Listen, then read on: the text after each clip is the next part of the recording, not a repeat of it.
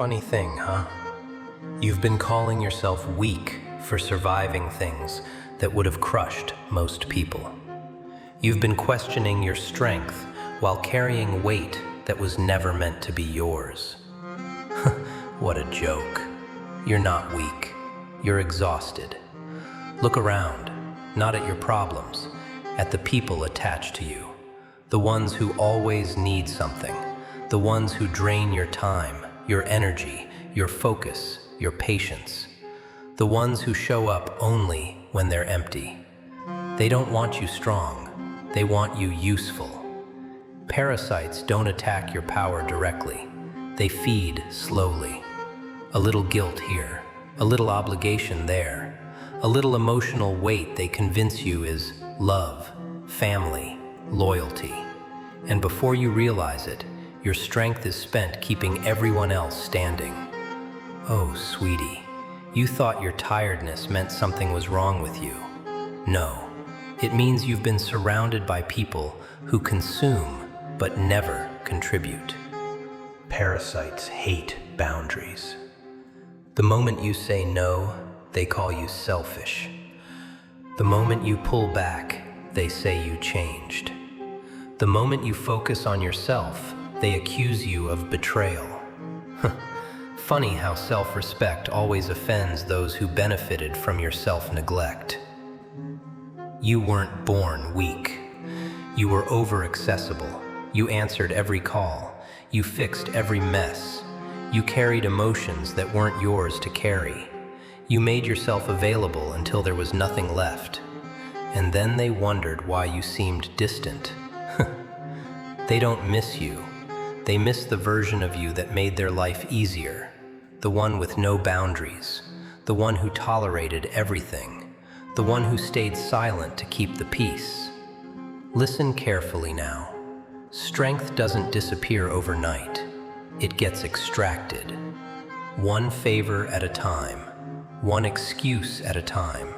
One just this once at a time. That's how parasites survive.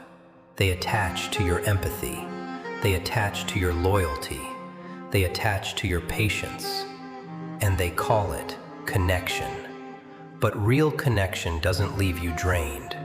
Real connection doesn't weaken you. Real connection doesn't punish you for growing.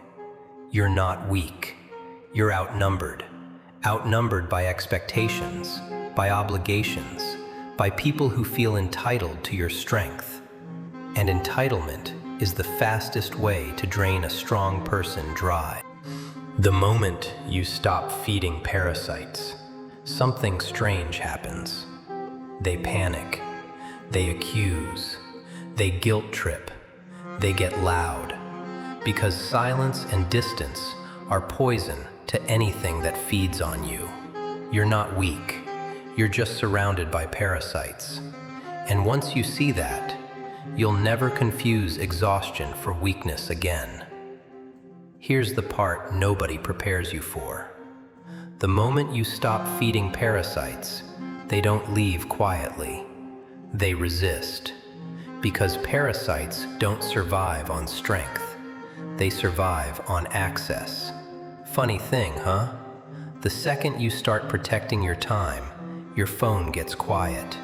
Then suddenly, loud. Messages, questions, guilt, concern that feels suspiciously timed. Oh, you okay? You seem different. You've changed. What a joke. You didn't change. You closed the tap. Parasites panic when boundaries appear, because boundaries expose truth. They reveal who was there for you and who was there for what you provided.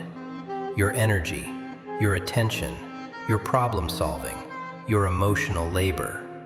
Once that stops flowing, their interest fades, and their respect, it was never real to begin with. They don't want you strong, they want you available. Strong people say no. Strong people choose rest. Strong people walk away without explaining.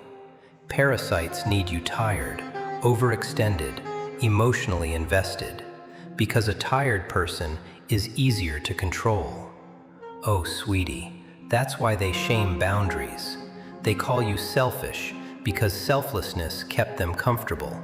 They call you cold because warmth made you exploitable. They call you distant because closeness gave them leverage. Language is a weapon when used by those losing control. Here's the truth. You don't need to cut people off with anger. You cut them off with consistency. You stop replying instantly. You stop fixing their chaos.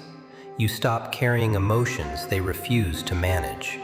And slowly, they detach themselves. Not because you pushed them away, because you stopped feeding them. That's how power returns. Not with confrontation, not with drama, with withdrawal. Parasites never ask how much you're carrying. They only notice when you put the weight down. That's when they say, "You're not the same anymore." Exactly. Boundaries aren't walls. They're filters. They separate who belongs from who benefits, who respects you from who uses you, who grows with you from who feeds off you. And once those filters are in place, your strength comes back fast. Because strength was never gone, it was misallocated, spent on people who never invested back, given to situations that never deserved permanence, drained by obligations that weren't yours to carry. You don't need everyone to like you. You need your energy intact. You don't need approval. You need clarity. You don't need to explain your boundaries. People who respect you don't ask you to justify them. The moment you stop confusing guilt with responsibility, the moment you stop confusing loyalty with self-betrayal, the moment you stop confusing exhaustion with weakness, everything changes. You're not weak. You were just surrounded by parasites. And now that you're aware, they won't survive in your presence anymore. Here's what happens after the parasites fall off. Silence. Not the empty kind, the clean kind. The kind where your mind stops buzzing, your body stops bracing, and your energy finally feels like it belongs to you again. That silence isn't loneliness, it's recovery. You start noticing things you forgot existed. Time, focus, patience, sleep that actually rests you. You remember who you were before you became everyone's solution. And that's when it hits you. You were never weak. You were overextended. Funny thing, huh? The same people who drained you now call you cold. The same people who used you now say you've changed. What a joke. You didn't change. You stopped leaking. When parasites lose access, they rewrite the narrative. They tell others you're selfish, that you abandoned them, that you think you're better now. That's not an insult, that's confirmation. Here's the final lesson. Strong people don't collapse under pressure. They collapse under misplaced loyalty. You gave your strength to people who never carried you back. You invested your energy where there was no return. You confused history with obligation and kindness with duty. That's not weakness, that's misplaced power. And power can be reclaimed. Not loudly, not angrily, not with speeches or explanations, with consistency. You keep choosing yourself. You keep enforcing boundaries. You keep saying no without guilt. You keep walking away without drama. And slowly, the parasites disappear. What remains? A smaller circle, a quieter life, a stronger spine, and something else, respect, not from everyone, from the right ones. Because the people who belong don't need you drained to feel secure. They don't require access to your exhaustion. They don't benefit from your burnout. They don't punish your boundaries. They rise with you. From this point on, you move differently. You don't rush replies. You don't over-explain decisions. You don't apologize for protecting your energy. You understand something now.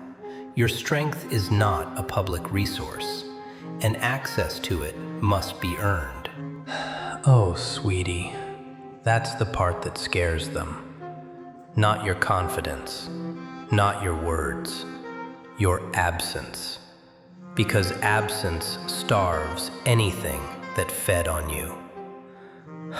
You're not weak. You were just surrounded by parasites. And now that you see clearly, you'll never confuse exhaustion for weakness again.